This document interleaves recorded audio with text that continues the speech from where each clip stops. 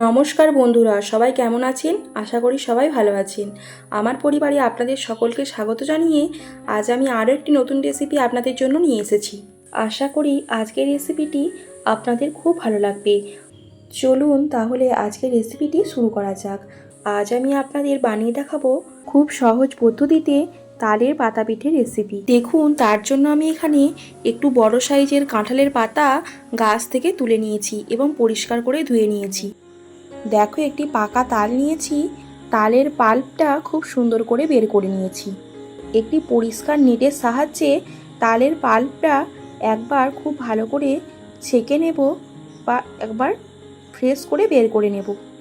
বন্ধুরা, আপনারাও তালের পাল্পটি ঠিক এরকমভাবে যে কোনো নেটের সাহায্যে বা ছান্তার সাহায্যে বা ছাঁকুনির সাহায্যে ঠিক এরকমভাবে একবার ফ্রেশ করে বের করে নেবেন।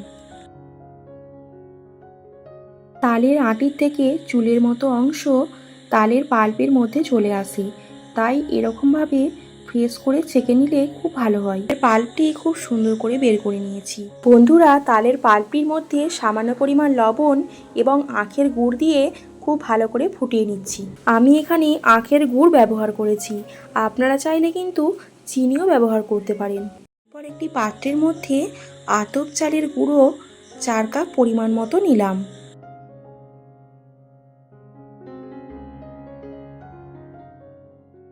বন্ধুরা, তালের পাল্পটি গরম গরম থাকা অবস্থায় চালের গুঁড়ির সাথে খুব সুন্দর করে মেখে নিতে হবে।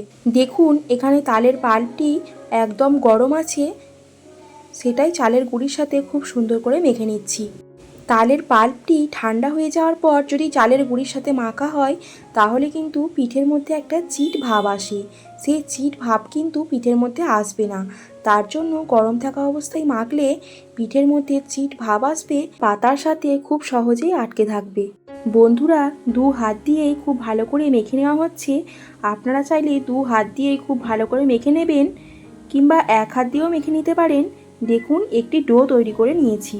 দেখুন, ওই বড় ডোটি থেকে কেটে কেটে ঠিক এরকমভাবে লম্বা টাইপের আরও কতগুলি ডো তৈরি করে নিয়েছি। এবার ঠিক এরকমভাবে এক একটি পাতার মধ্যে এক একটি ডো দিয়ে হাতে করে চেপটে দিয়ে এরকমভাবে পিঠেগুলি তৈরি করে নেব।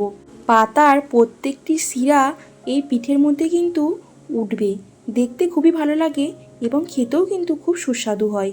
বন্ধুরা, পিঠেটা যাতে পাতা থেকে না খসে পড়ে যায় তার জন্য কিন্তু আপনারা এরকমভাবেও আটকে নিতে পারেন। দেখুন, পেছনের ডাঁটিটা পাতার একটা কোণের অংশের মধ্যে আটকে দিয়েছি। দেখুন, এখানে প্রত্যেকটি পিঠে খুব সুন্দর করে তৈরি করে নিয়েছি। এরপর সবকটা পিঠে সেদ্ধ করে নিতে হবে। দেখুন, তার জন্য আমি এখানে একটি পাত্রের মধ্যে 2 গ্লাস পরিমাণ জল দিয়ে জলটা খুব সুন্দর করে ফুটিয়ে নিয়েছি এবং ওপরে একটি ফুটো থালা দিয়েছি। এই থালাটি কিন্তু আমরা বাড়িতেই বানিয়ে নিয়েছি। এরপর পিঠেগুলি একের পর এক করে সাজিয়ে দেব। দেখুন, এই থালাটির উপরে যে ভাপ উঠে আসছে এই ভাপেই কিন্তু পিঠেগুলি খুব সুন্দর করে সেদ্ধ হয়ে যাবে। আমি এখানে 15 থেকে 20 মিনিট মতো সময় দিয়ে পিঠেগুলি খুব সুন্দর করে সেদ্ধ করে নেব।